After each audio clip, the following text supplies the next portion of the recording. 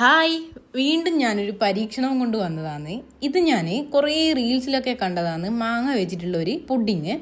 ഇത് ക്യാരമൽ ചെയ്തിട്ടാണ്, പഞ്ചസാര ക്യാരമൽ ചെയ്തിട്ട് ചെയ്യുന്നതാണ്. ഞാൻ ആദ്യമായിട്ടാണ് പുഡിങ് ചെയ്യുന്നത്, ആദ്യമായിട്ടാണ്.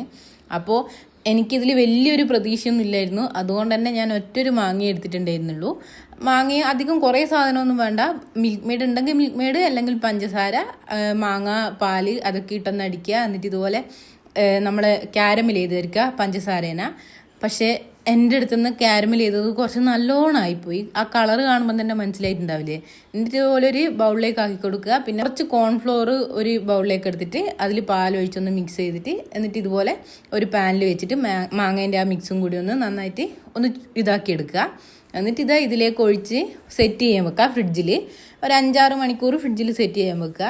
എൻ്റെ ഇത് ആദ്യം ഇങ്ങനെ തിരിച്ചിട്ടിട്ട് നോക്കുമ്പോൾ കിട്ടുന്നൊന്നുമില്ലായിരുന്നു. ഞാൻ അച്ഛൻ ഫുള്ള് പോയിന്ന് നോക്കുമ്പോൾ ഇത് പുറത്തേക്ക് വന്ന്.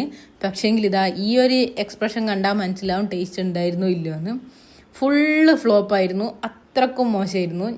ആ ക്യാരമൽ ചെയ്തതാണ് ഇങ്ങനെ പണി കിട്ടാൻ കാര്യം. അത് വല്ലാണ്ടങ്ങായിപ്പോയി. വെറുതെ നോർമൽ മാങ്ങ മാത്രം കഴിച്ചാൽ മതിയായിരുന്നു.